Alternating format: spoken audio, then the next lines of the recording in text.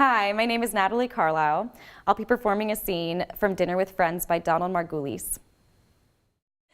How can you be in love with him? You only just started seeing him. I met him years ago, I said. Through Tom? Right, we went out socially a few times, the two couples. But that's different. Oh, it's not like he's a stranger. The preliminaries were out of the way. There's already a kind of shorthand. I can understand it's being exciting. I can understand that, but love? Why is that so hard to believe? I fell in love with Tom that first weekend at the vineyard. Okay, and look where that got you. Sorry, I think that you need to be careful right Karen, now. You're very vulnerable. please. I don't want to see you get hurt. I'm gonna marry him. David is not Tom. He's not. They're very different men. There's no hidden agenda with him. What you see is what you get, you know? He talks to me. He tells me what he's thinking. He lets me in. So much of my marriage to Tom was this dark little tango, this adagio dance. I don't want that anymore. I want another shot at it with David. And David wants me. I wish you well. I know what I'm doing, Karen. This is the man I was meant to be with. I really believe that. I just survived Tom so I could end up with David. It was my fate. That may be. I just wish you would give it more time. And let this moment pass? No way. I don't want to let this moment...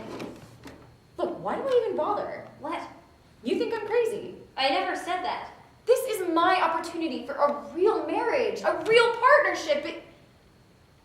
You don't want me to have that, do you? What an outrageous thing to say. Of course I do. I'm finally feeling whole. Finally feeling like I'm on the right track for the first time in my life. And what do? You undermine me. I'm not undermining you. I just want what's best for you. Oh, I see. Oh, well, just try being alone for a while. That's what I would do. Oh, what's so great about being alone? I would What's so indulge great myself. about it? Get to know myself better. That's easy for you to say. You have game. You have this life. Beth. You know what I think? I think you love it when I'm a mess. What? You do. You love it when I'm all over the place, flailing about. I finally find someone who's like an anchor, and you don't want to hear about it. That is not true. Oh, as long as I'm artsy and incompetent, everything is fine. The minute I show any signs of being on equal footing with you, forget it. You can't deal with it. You have to knock me over. How can you say that? Oh, come on. You need me to be a mess. You're invested in it. Every Karen needs a Beth. That is not fair. We all play the parts we're handed. I was the mess, the ditz, the comic relief. You got to be Miss Perfect. Everything just right. Just the right line, just the right spice, just the right husband. How was I supposed to compete with that? Nobody asked you to compete with anything. Oh, you're right. You're right. There was no contest. I couldn't possibly reciprocate. The hostess gifts you would give me, I could never tell if you were being remedial or just plain hostile. I had no idea you felt this way. We can't all be like you, Karen. God knows I tried. No matter how much I stir, my soup still sticks to the pot.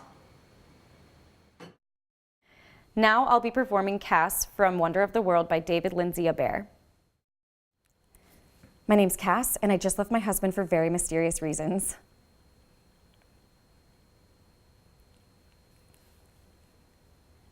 I've never been to Niagara Falls before. I almost went once, a family trip. But then Kip proposed, so I stayed behind to plan our wedding, and my parents went without me. They hit a beaver on the drive up, lost control of the car, and drove into a ditch. My mother was killed, and my father's legs were crushed.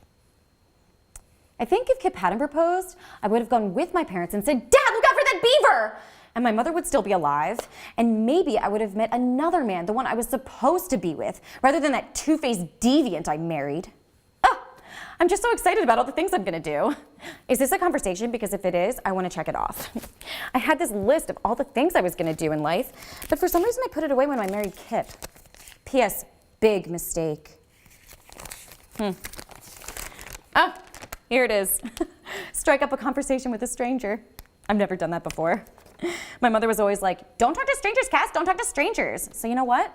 I never did, and now I have no friends. Finally, I'll be performing Electra by Sophocles. Shameful that you, the child of such a father, should have no thought for him, but only for your mother. All the wise advice you give me, you learn of her. None of it is your own. But you must make your choice.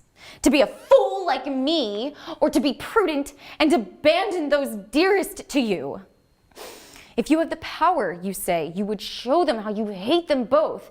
And yet when I'm doing all I can to avenge our father, do you help me? No, you try to thwart me, adding cowardice to misery. Come, tell me, or let me tell you, if I give up my grief, what should I gain? Do I not live? Barely, I know, but well enough for me. And I give them continual vexation, and thereby honor the dead, if there is any feeling beyond the grave. You hate them, so you tell me. Your tongue may hate them. What you do supports your father's enemies and murderers. I will not yield to them, no, not for all the toys and trinkets that give you such pleasure. Enjoy your luxuries, your delicate food. It is enough for me if I might eat what does not turn my stomach.